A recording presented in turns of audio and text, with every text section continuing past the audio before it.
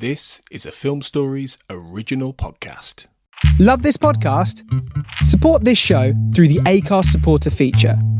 It's up to you how much you give, and there's no regular commitment. Just hit the link in the show description to support now. This episode is brought to you by Progressive Insurance. You chose to hit play on this podcast today. Smart choice. Make another smart choice with Auto Quote Explorer to compare rates from multiple car insurance companies all at once. Try it at progressive.com. Progressive Casualty Insurance Company and Affiliates. Not available in all states or situations. Prices vary based on how you buy. My dad works in B2B marketing. He came by my school for career day and said he was a big ROAS man. Then he told everyone how much he loved calculating his return on ad spend. My friends still laugh at me to this day. Not everyone gets B2B, but with LinkedIn, you'll be able to reach people who do. Get a $100 credit on your next ad campaign. Go to linkedin.com/results to claim your credit. That's linkedin.com/results. Terms and conditions apply. LinkedIn, the place to be, to be. It took a lifetime to find the person you want to marry. Finding the perfect engagement ring is a lot easier. At BlueNile.com, you can find or design the ring you've always dreamed of with help from Blue Nile's jewelry experts who are on hand 24/7 to answer questions. And the ease and convenience of shopping online. For a limited time, get $50 off your purchase of $500 or more with code LISTEN at BlueNile.com. That's $50 off with code LISTEN at BlueNile.com.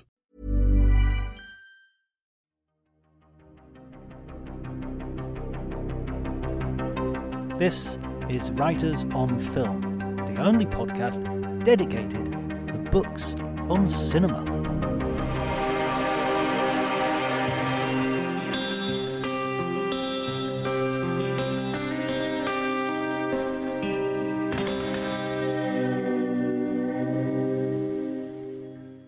Hello and welcome to Writers on Film. My name is John Bleasdale. I am a writer and film critic, and today I'm going to be talking to the writer Alison Macor, whose latest book, Making the Best Years of Our Lives, a Hollywood classic that inspired a nation, is a deep dive into the classic film by William Wyler about three veterans of World War II returning to their lives and to returning to America. It's a wonderful read and a really good celebration of a film that has been a little bit neglected, I think, despite its initial success.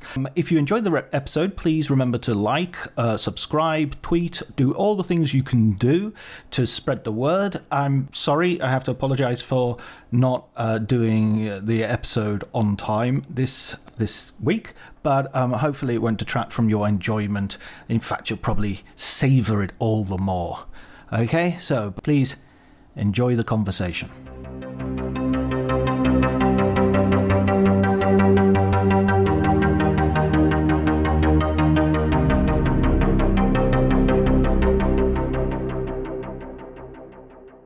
I first saw Best Years as best as I can remember, probably 30 years ago when I was a master's student at the University of Texas. It was just one of the topic film classes that we were taking. And, I was training to be a film professor. And so you see everything, to become trained. And I think if you're honest, you don't like everything in the same way. And this one really just struck me. Felt very, I don't want to say radical, but in a way it felt radical, and what it was doing visually and what it was saying and how the characters were dressed and interacted with one another. And then, of course, there was Harold Russell, who was the real life veteran. I mean, they were all veterans, or many veterans, as many as Wyler could get on this film. And that was really profound for me because I knew a lot about the Breen office and the PCA, the Production Code Administration, and was like, how did this come about?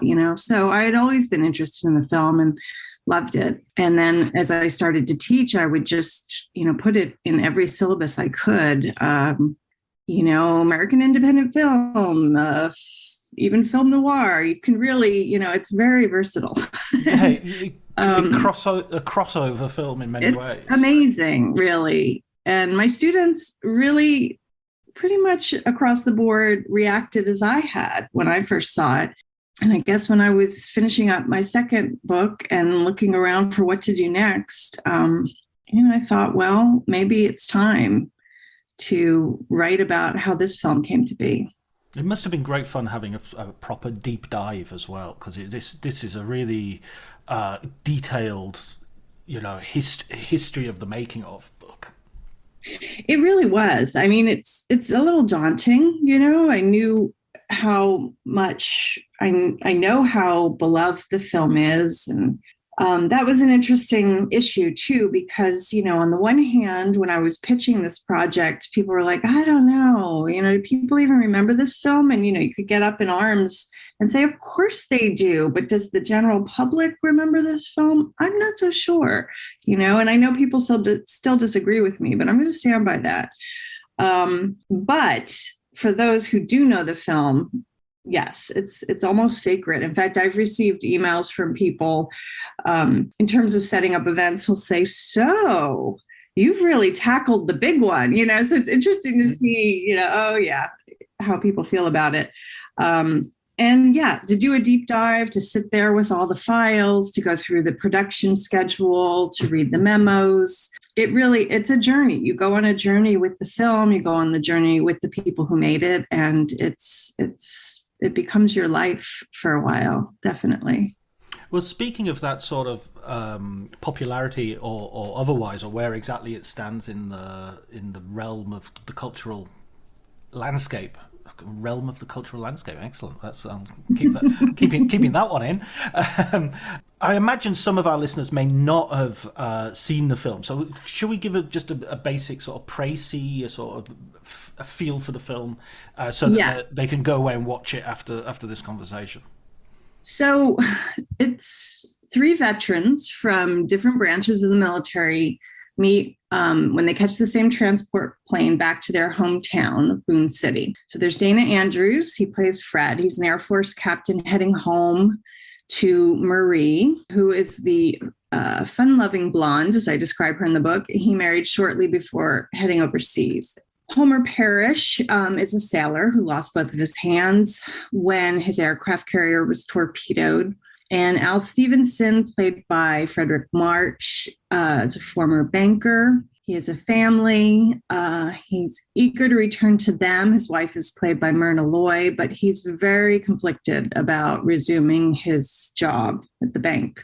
So the film is about these three men who meet and how their paths keep crossing as they all try to readjust and reintegrate.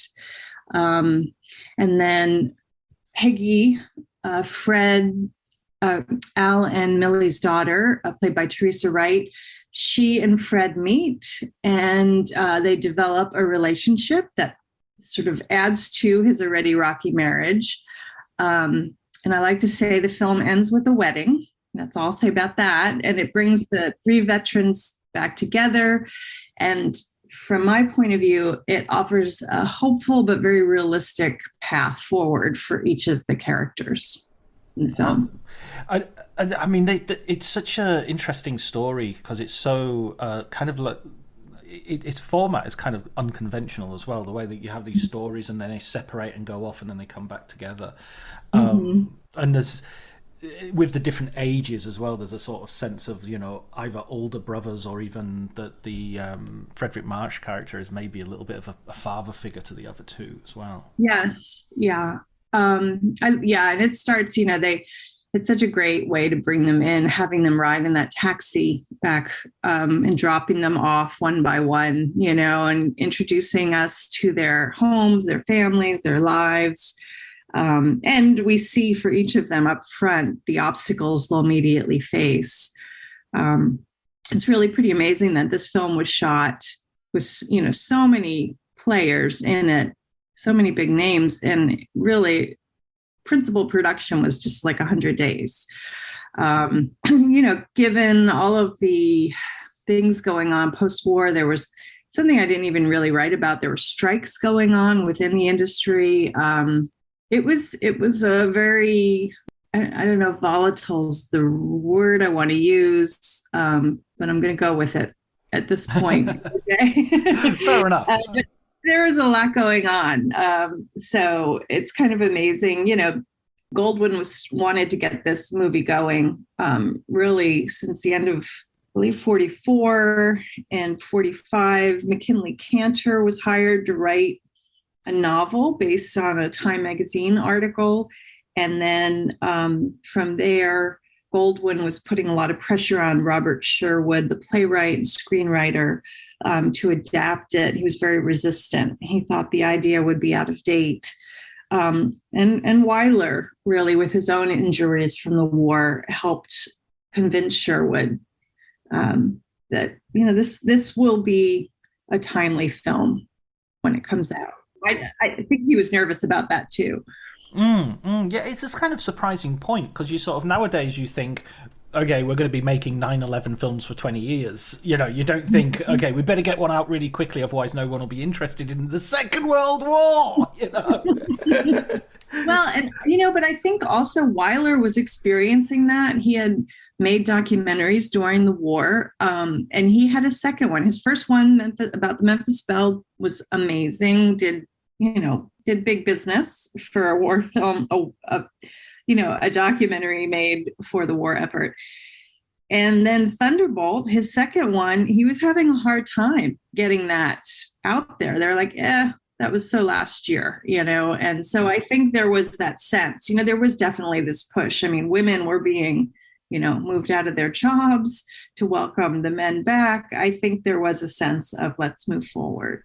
I suppose we could sort of think of it now as like if somebody wants to well, I'll give you a very concrete example from my own life. I wrote a novel about a global pandemic, which I completed my final draft February 2020, and yeah, exactly. And it was you.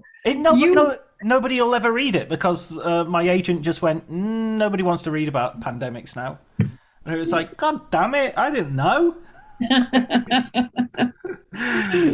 Yeah, well, I think there's that, but one of my first events for this book was a screening of the film at the Austin Film Society on Memorial Day, and afterward, a young guy came up to me, and he had served in Afghanistan, and he had just read about the event, online in the paper or whatever.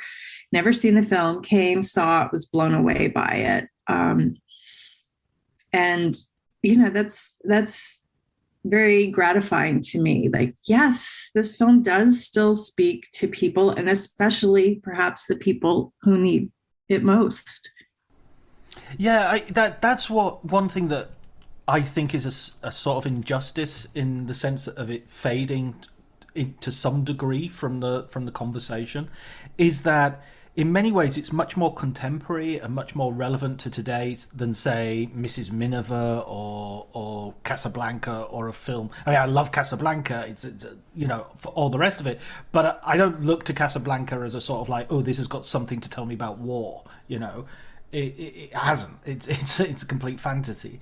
But the best years of our lives, it has something to say about war today. And as you say, Afghanistan, Iraq, I'm sure people will be suffering from similar problems in Russia and Ukraine in years to come.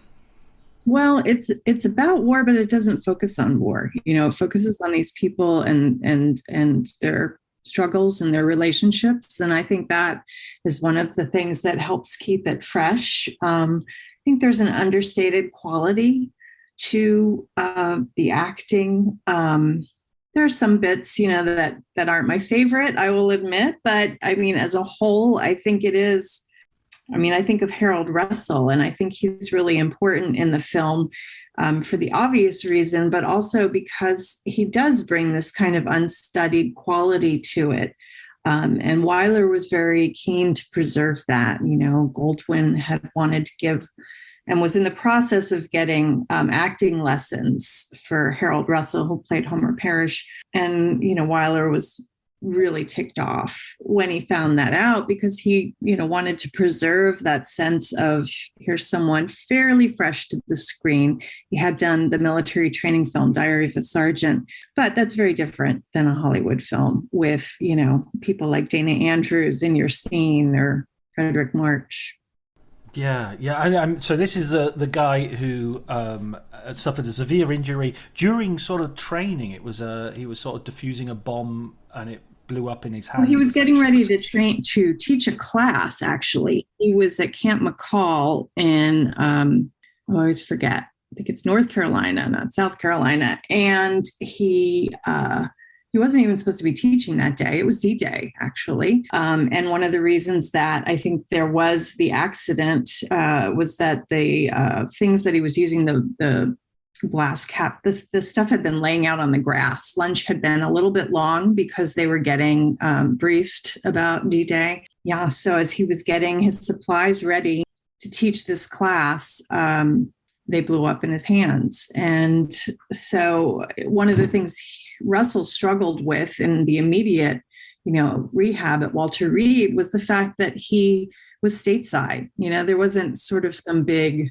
romantic, heroic story attached to how he got injured. It was, something pretty basic.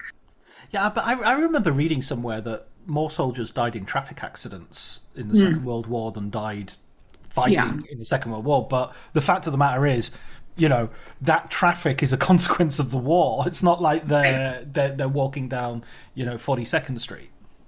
And I'm not talking necessarily about the reception of his injury. I'm talking about his, interior psychological response. Right. Everybody has imposter syndrome. It's that, even somebody who is, you would think, come on, you've paid a terrible price, and you were serving your country. It doesn't matter that you were training people or you were fighting; you were still serving.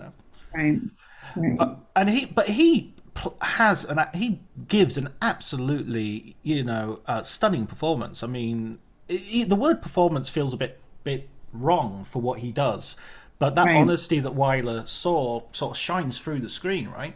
Yeah, I mean, for me, it's in his face. He's got this open kind of face. I believe he was 32 at the time that he made this film, and there's just a freshness. He's got a very baby face, So I think that youth comes through as well. And I've said this before. I think this is more of a relatively recent realization that my dad became disabled late in life. And there's a scene in the film at the soda counter where Homer, a guy really wants to talk to him, about the war. And Homer's trying to have a conversation with Fred, but he can tell that this guy is, breathing down his neck. And he turns to address him. And he just says, hi, how are you? And in that moment, for me, that is a moment that, every person with a difference, a disabled person in this case, that's there every day, and having to kind of smooth the social interaction. I saw that with my father a lot, how he would put people at ease. And that's something that Harold Russell worked on and learned from another vet, a World War I vet named Charlie McGonigal. At Walter Reed, they had shown the film Meet McGonigal, another training film. And then they brought in McGonigal, and he and Russell developed a friendship. And it was very important to, Russell saw him out in the world, and, I think took that as a very hopeful, positive sign. Like, I too could maybe become successful in whatever I do. And, it's a lot of hard work, but, McGonigal did it. So he worked behind the scenes, and developing jokes and icebreakers and, getting better with his hooks. And that is just, I think because I saw it from my dad's side, it's exhausting. And so for me, back to that soda counter scene, that is a realism there, to see that behavior. And I think it's that sense, that just open approach that really keeps this film feeling fresh and relatable. Yeah, absolutely. That idea as well, that you have to have a strategy for every part of your life, even if it's, everything we take for granted. I mean, I guess that's where privilege comes into it. Yeah. I mean, forget trying to, relearn how to tie your shoes or open a door. In fact, there was a scene where, Wyler, it was the one in shooting the woodshed scene where Homer and Wilma, his girlfriend, are, having one of their first confrontations. And there was a lot of back and forth between Wyler and Russell about how to open the door the right way, and I think Wyler finally kind of got out of his director trance and was like, okay, yeah, you know how to open a door with your hooks. I'm going to let you do that, I mean, that's something that's very interesting as well, is William Wyler had this reputation at the time for being this hard director of we think of Stanley Kubrick as one of those directors who demanded repeated takes. And he doesn't really sort of lay off on Homer at all, does he? No, I mean, I think like any good director, you use what you have to build what you're looking for, to build tension, to build anger in the character. And I think it was definitely, there was a definite method to the madness of shooting this scene then and then this scene later. The big kitchen to bedroom sequence at the end between Homer and Wilma came toward the end of shooting, to really kind of make sure that, as I write in the book, the two most inexperienced performers had, were the heavy lifting of that big scene. And that was shot later in production to give them, I think, a chance to get comfortable with each other, although I'm not sure that ever happened between Kathy O'Donnell and Harold Russell. Not that they, hated each other. It's just there was an age gap, and it just, I just don't think they ever gelled in the way, say, Russell did with somebody like Dana Andrews. And I mean, that's one of the fascinating things about the story that you tell of the behind the scenes, is how this guy's coming in from the army as a veteran. Although, having said that, as you said earlier, there are lots of veterans on set, including Wyler himself. I mean, his role has been made famous by not that it wasn't already famous, but the recent Netflix documentary Five Come Home and the Mark Harris book. See previous episodes for the story of that. But he came home himself injured as well, not as visibly as Harold, but still with an injury that he thought was disastrous, catastrophic, in fact. Right. I mean, he lost his hearing, and then even just the process. You lose your hearing. Other injuries, other vets with injuries perhaps could be flown home. He couldn't fly. He had to be sent back on a ship. So it was sort of this metaphor, this long, torturous journey to get back. Couldn't really communicate with his wife well over the phone. A lot of intermediaries. And in fact, that was something that Catherine Wyler, Willie and Tally's oldest child, told me, was that, because I was saying to her, I really feel like part of this story is going to be about your parents' relationship. I see your mom sort of representing the women, the girlfriends, the wives, the siblings. And she had sort of said, oh, yeah, my mom had to take all those calls, especially in the beginning, and kind of, be the translator for my father. Which is interesting, changes that whole dynamic. Willie was older than his wife. And, of course, he had this big Hollywood career, and he was despondent when he came back. He found a workaround on the set that helped him hear in his right ear. He lost hearing in both his ears initially, but the left one came back. In fact, I just got an email from Catherine Wyler, and she's I used this phrase about, she's like, we were always fighting as kids to be on Dad's good ear during dinner, which I thought was such a great image, so they could talk to their father, they're like, get my turn to be on his right side, or on his left side rather. Yeah, absolutely. must have been. I mean, it must have been hard from all points of view. But the idea that he managed to work his way through. I mean, this. So before this film, he'd made Mrs. Miniver immediately before the war, Yes, or before America's entry into the war, I should say. yes. And he'd established himself as a kind of prestigious director prior to that.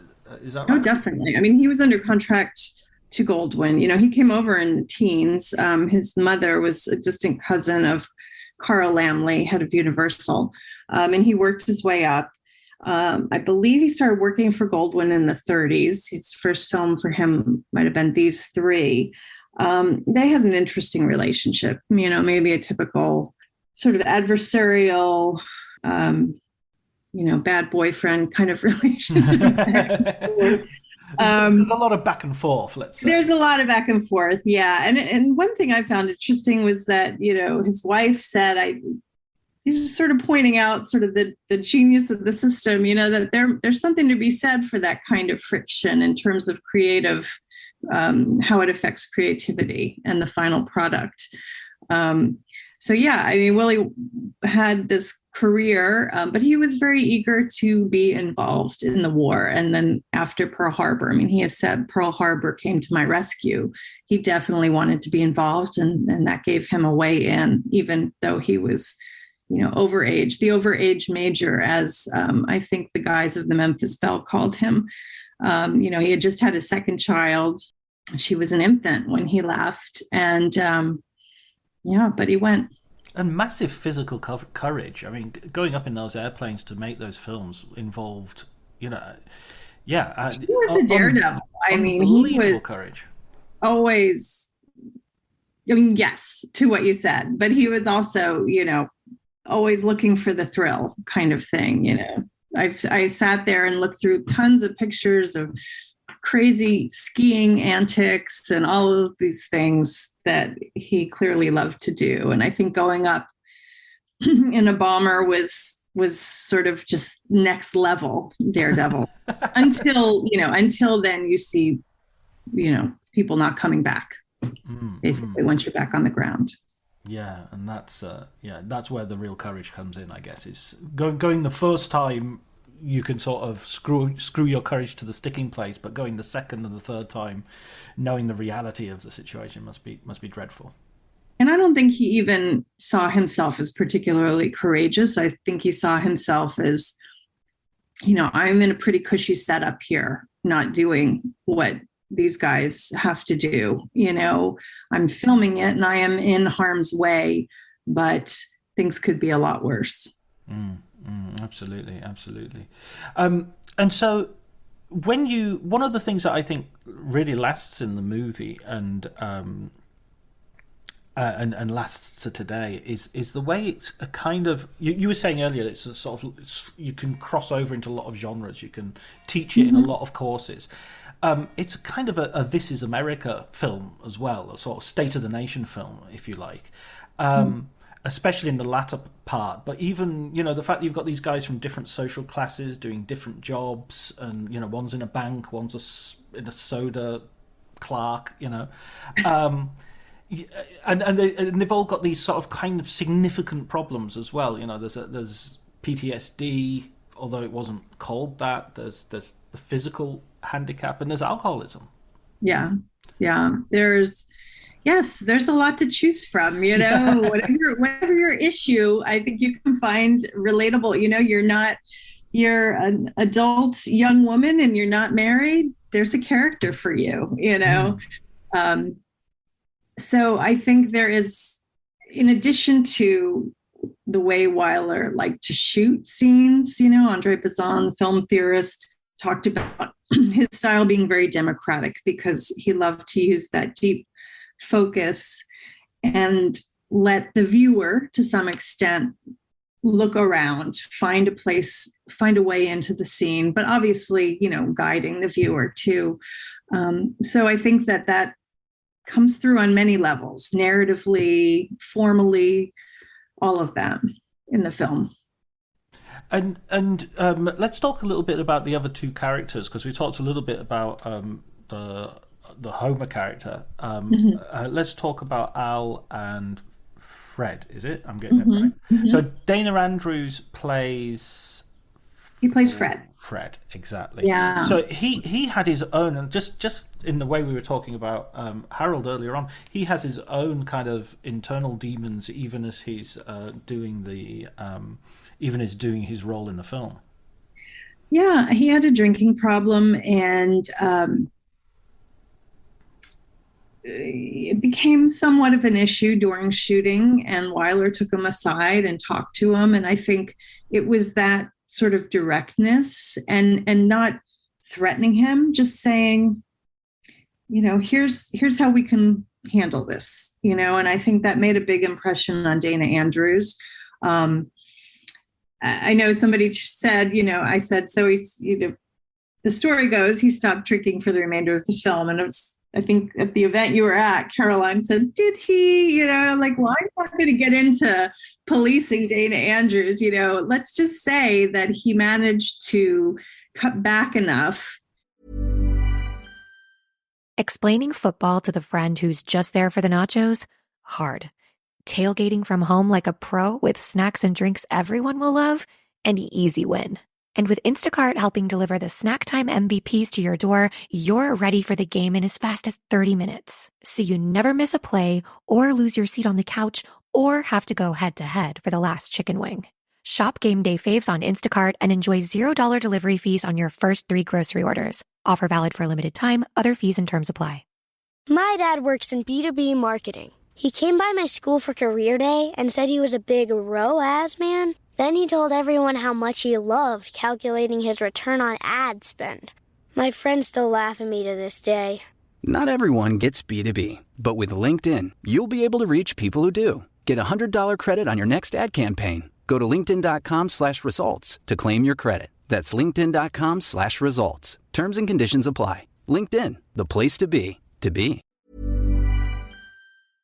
To have it not be a problem in the making of the movie. And, Teresa Wright in later interviews talked a lot about that. They obviously shared several scenes together and talked about what it was like, waiting for him, working with him then. But he got it together very quickly. And, if you think about it, he had done Laura, I think came out in 1944. I mean, his career was at a very interesting point. I think he was definitely one of Goldwyn's top people. So there was a weight on him with this project. And this character, these are heavy characters in a lot of ways. He has to go through that bomber scene where he, relives this moment. And that scene is really interesting because, Robert Sherwood, the screenwriter, would put some direction in the script for certain scenes. And Goldwyn was just like adamant to Wyler, you cannot change a word of this. I made a promise to Sherwood. It was an interesting relationship between Goldwyn and Sherwood. And then Wyler sort of getting caught there. And in that particular scene where he has that moment, that catharsis in the bomber, the abandoned bomber graveyard, there is very little direction there written. There's a lot of voiceover that was supposed to be included, which was cut way back, I think, beneficially for sure. But it was interesting to me that, there wasn't a lot of direction there. Whereas, for instance, in the later scene where the kitchen to the bedroom scene with Homer and Wilma, there's direction down to this is how the light should fall on his face when he's lying in bed at the end of the scene. So it was very interesting. I think Sherwood was sort of like, okay, you people on the ground have been in a recent war and can speak to this better perhaps than I can in this moment. That's what I took away from reading how the screen direction was, very minimal in that sequence. And that's such a stunning sequence just in terms of the imagery. It's just like, it's when a metaphor is, I don't know if there's a technical term for this, but when a metaphor is the thing itself as well as a metaphor. You know what I mean? It's like it's like the Titanic. The Titanic is like the Titanic and also the Titanic, you know. And this, you know, graveyard of flying fortresses and bombers is a metaphor for everything that is now redundant and ruined, but is also actually just physically that, you know. Right. Well, and it wasn't just, you know, that they were in pieces, they were missing pieces, you know, so that's one step further. And I think, you know, writing this book and writing about that scene, going through all of the script versions and all of that gave me a better appreciation for how important the soundtrack is in that particular sequence. I mean, visually, yes, it's very arresting, but there is the moment where the camera's moving in. I think it starts from behind Dana Andrews and then we cut to him. It is this build that comes through with the sound, the image, and the editing in that moment. It's all very important, and it's just becomes this sort of amazing moment in the film. And while I never found the, you know, the rosebud that would tell me that, yes, William Wyler really wanted that scene as the final shot of the film, I found some things and some correspondence that made me think that he might have been leaning that way instead of going with the wedding, you know, going with something a little not as conventional. And when I first, you know, the first, I don't know, dozen times I saw this film, I remember thinking like, oh, I wish it had ended with that. But now I think I have an appreciation for that final scene because it is really not just about that wedding. It's about what other people have rightly called, you know, one of the worst proposals in history. And I love that. I love the film for that. It's a kind of, there is a kind of cushion effect to it, but having said that, you know, I kind of need a cushion. You know, I like having that way out of the movie rather than maybe being left too, I don't know, in a place which is too symbolic. That's interesting. Yeah, and I've said this many times before, but I had a professor in grad school, terrific, you know, a mentor and terrific writer, Tom Schatz, genius of the system, written a lot of great film books. And he always liked to say that, you know, your identification can be fluid over time and it changes as you age. And he liked to use the example of The Graduate and how when you're young and you first see that film, you may identify with Benjamin, but as you get older, you may have more sympathy for some of the, you know, the older characters. And I find that to be true. And in a way, that's like a lovely gift that you can return to movies you love and see them, you know, prismatically. That's a word. See them from a different perspective. And find another way in. Yeah, no, absolutely. And I don't know, this isn't a theory and I wouldn't put it up as such, but I think there are endings and there are endings in the sense that often a film ends and I mean it ends before it's ending, and the rest that you're watching is actually an epilogue. It's actually not, that's not the ending, that's the epilogue. That's you know, now you can start looking for your keys and it's time to go home, you know? Yes. Yeah, I think that's true. I mean, for me, it's probably the kitchen to bedroom sequence, right? You know, where I'm like, okay. I mean, yes, we need the other sequence to see those bratty kids and, you know, who's going to get to sing the song and all of that fun stuff. And of course, Fred and Peggy. But yeah, there's a lot. There's a lot to think about while you're searching for your keys and grabbing your popcorn bag. And of course, Al, the character played by Fredric March, is you know, he talking about alcoholism earlier. That's his sort of character. That's the problem that he's dealing with. Yeah. I mean, Fredric March as well is is coming into this having had a career. I always look at him and think of William Powell for some reason. I always have that sort of similar sort of thin man look to him.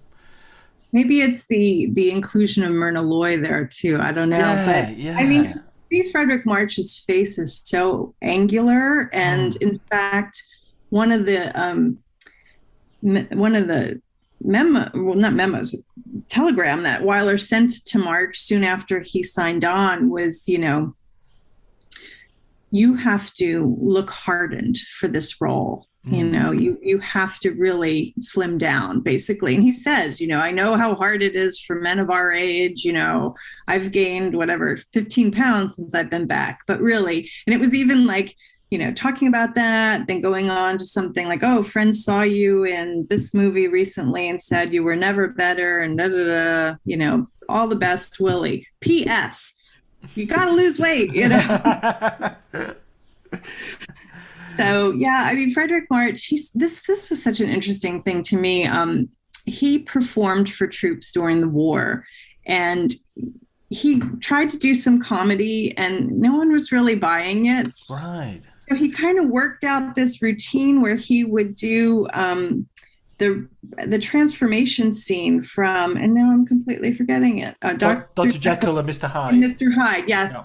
And he would do that on stage without any effects. It was just all through performance, and the troops love that, and that's so fascinating to me. And so it was sort of like, okay, I'm going to go with this. This is how people see me. I'm going to go with it. And there is some of that, right? There's humorous moments with Al in the film for sure. There's, like, to me, the one that verges on slapstick with the whole Millie getting him in bed when he's drunk.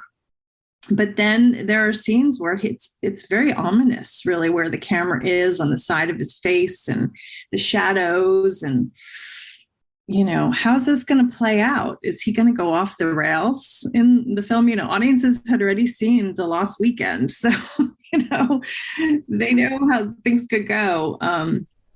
So again, I love the way that it doesn't resolve his alcoholism. That's going to go with him even as the movie ends. He'll have to figure that out. Again, very realistic, I think. Yeah.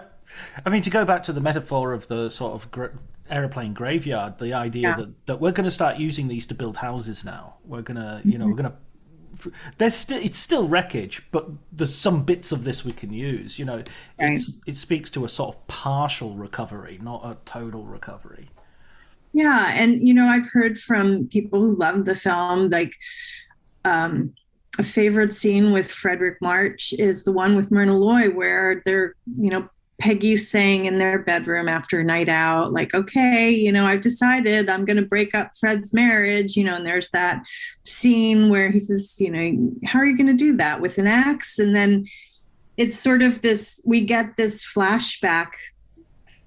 oral flashback of his relationship with Millie, where they talk about, what marriage is essentially, right? Or what any long partnership is, the ups and the downs and the I hate yous and the oh my gods. And I think that's a terrific moment. And so people have told me, like, that's one of their favorite moments, is that sort of discussion of marriage in a very realistic but very romantic way too. Yeah, absolutely. I mean, I think that speaks to the atmosphere of the whole film. This is a genuine. I mean, I know it won a ton of Oscars, and I know it did a lot of. It succeeded in becoming sort of a prestigious picture, as well as being very commercially successful. Mm-hmm.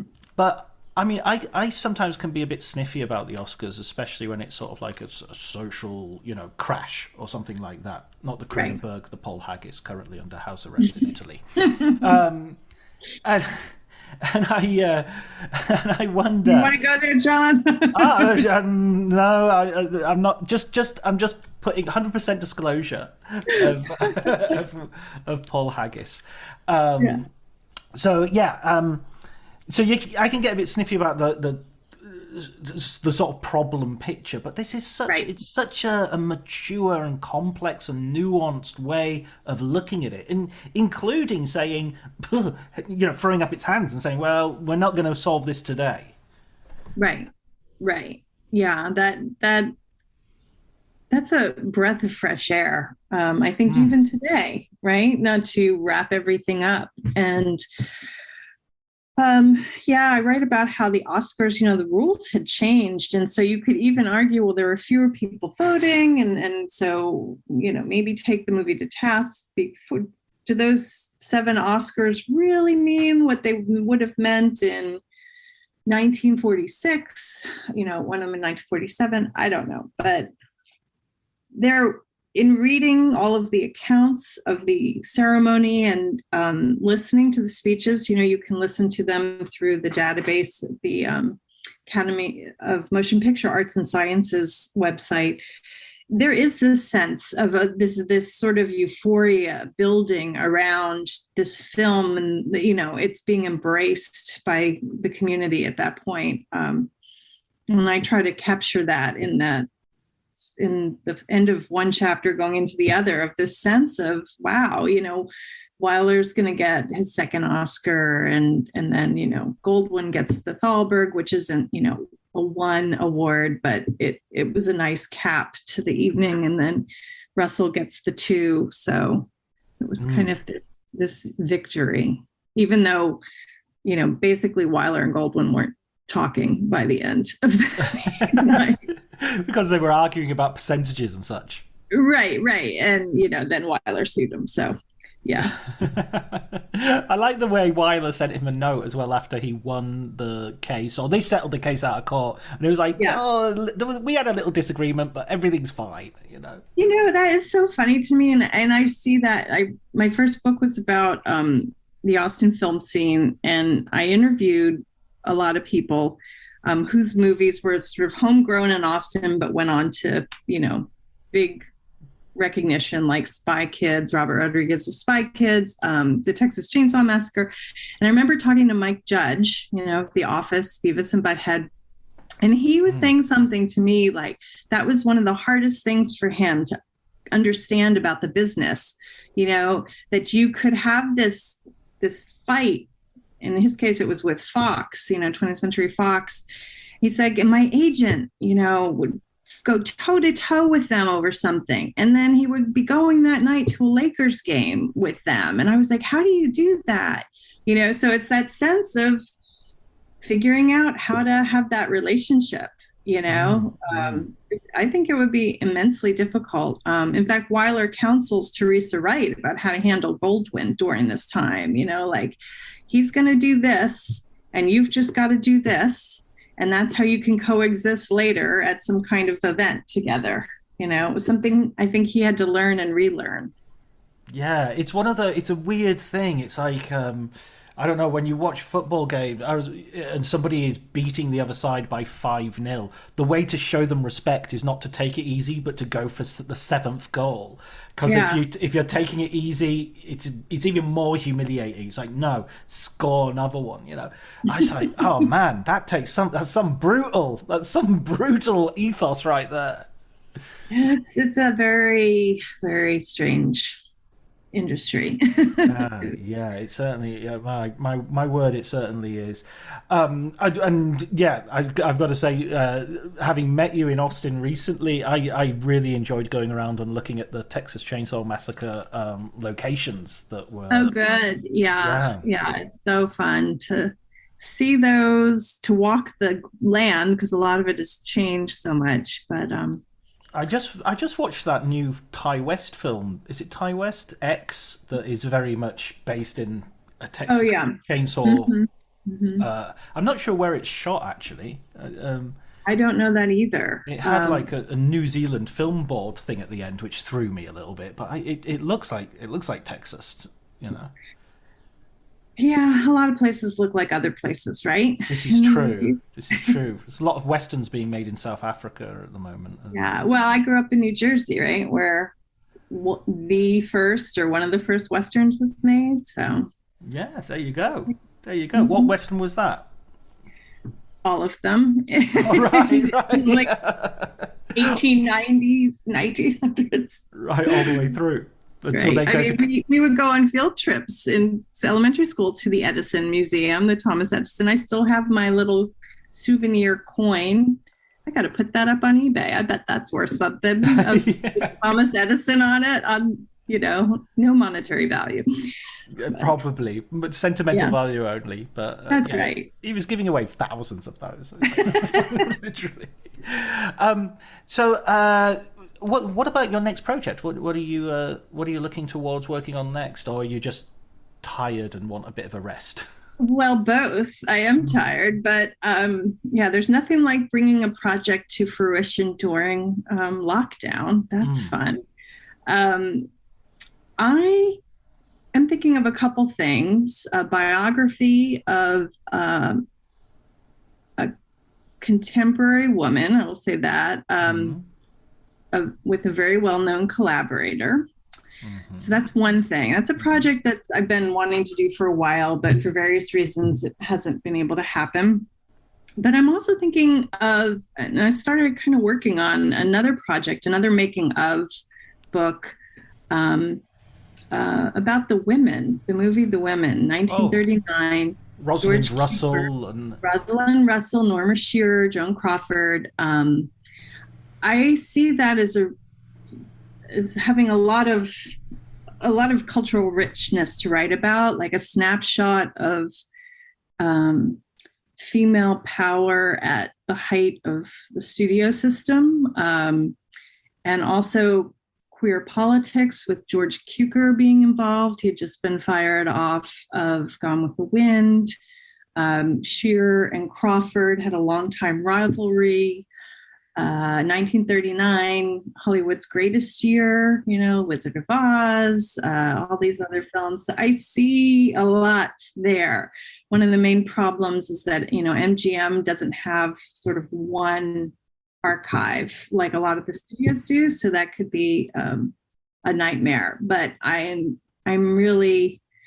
just saw it the other night, actually, with an audience at the Film Society. And it was pretty amazing because this was the day after Roe v. Wade was overturned.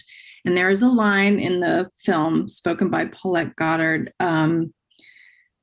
where she says, "A woman's compromised the day she's born." And, that's a rollicking movie in a lot of ways. And people in the audience were laughing, it was kind of crazy. And it just went silent in the audience. It was just this profound moment. So I'm toying with that. I don't know if that'll come to fruition, but I'm kind of excited about that. Oh, that sounds really exciting. That sounds really interesting. I'm sure either one of those projects will be great. I'm looking forward to reading your next work. And in fact, I'm going to go back and read your Austen book for obvious thank you. For obvious reasons. That was fun to write. I joke that the working title of that book was Big Babies, the Men Who Made the Movies and the Tantrums They Threw. But there's a lot of that, isn't there? There's a lot. No, it was an interesting book to write. It grew out of my being a film critic at that time, and really seeing Austen kind of break out, and people saying, just deservedly so, like, wow, Richard Linklater's Slacker, that must have put Austen on the map, and it did. But as a trained historian, I was like, but there had to be things before that, right? So that really kind of started my whole deep dive for that project.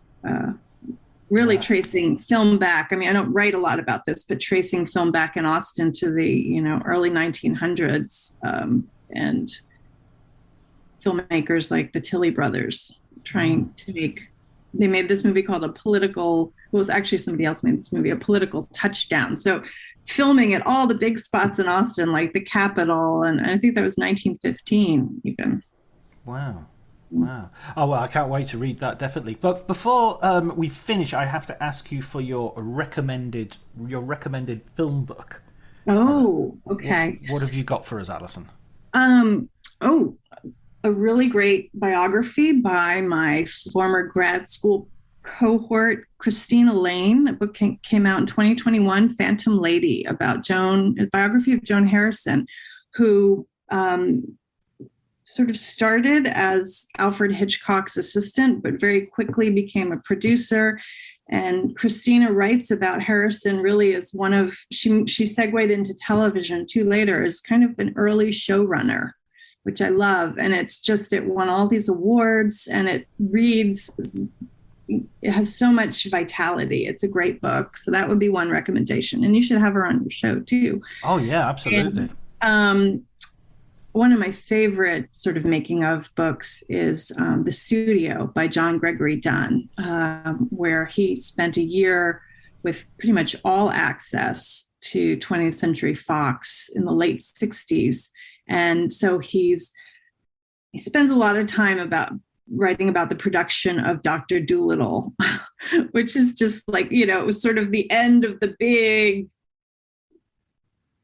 blockbuster movie in that sense. But he also touches on Planet of the Apes. But he had incredible access to both, the money side and the creative side. And that's probably the last time a studio gave any journalist that much access to. When the book came out, they're like, oh crap. But it is, what I love about that book is that it just, it lets the quotes sort of speak for themselves, and I like that. That is more my style of writing, I think, and rather than inserting myself in, I feel pretty confident that I'm in there because I wrote the damn thing, but also the piecing together to me is more interesting.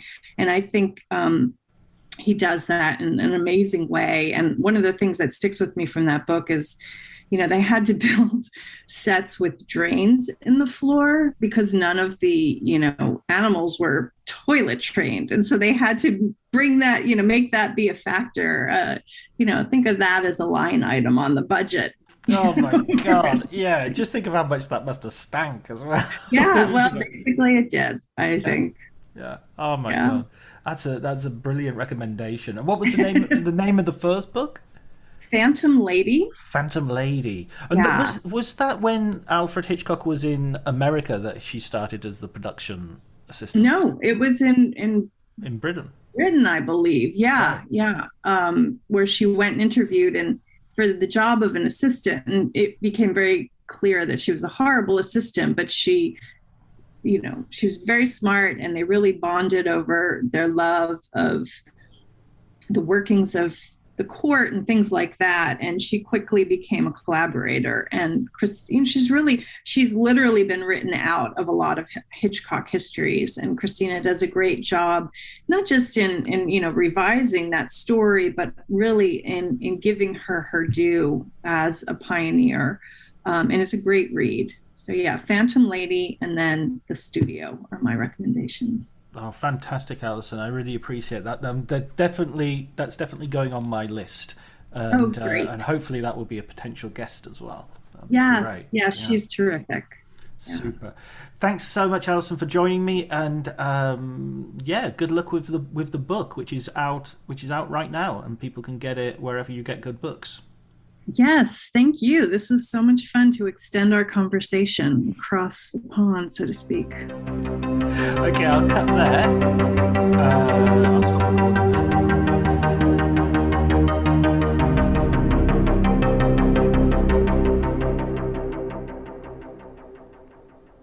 Okay, so that was my conversation with Alison Macor. I hope you enjoyed it as much as we obviously did. Her recommended books were Phantom Lady, Hollywood producer Joan Harrison, The Forgotten Woman Behind Hitchcock, a book by Christina Lane, which I'm going to buy, read, and see if I can get Christina to come and be a guest on the show, and John Griffin Dunn's The Studio, which has been recommended a few times, but I love the way everybody who recommends it has a slightly different reason for recommending it. So I keep on recommending it, and we'll and one of these days we'll get John Griffin Dunn on to talk. No, we won't. Of course we won't. He's dead. I know.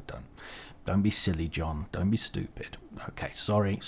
Bad joke, stupid boy. Okay, so A bit of personal news that I'll just leave to the end, which I've already sort of shared on social media, so you probably already know, which is I'm writing a book myself. John Bleasdale is going to be a writer on film, as well as the host of Writers on Film. I'm writing a biography about the film director Terrence Malick, which hopefully will be out in a couple of years. Take me at least a year, 2 years to write it, I'm imagining.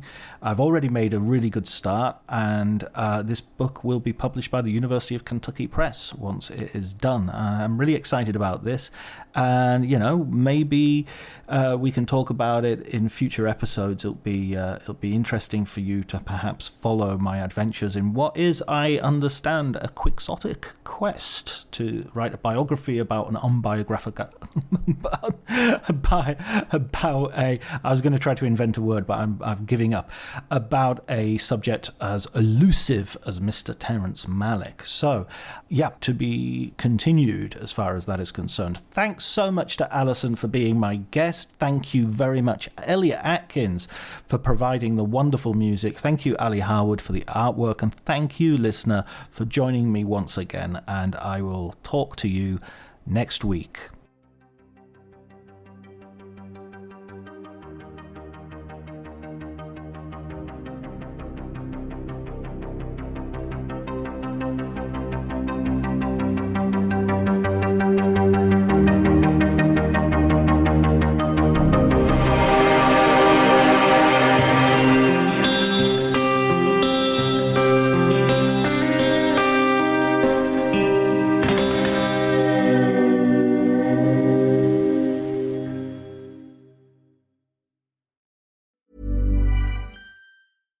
Cue the fireplace and your favorite fall movie. There's nothing better than a cozy evening at home with a glass of First Leaf wine.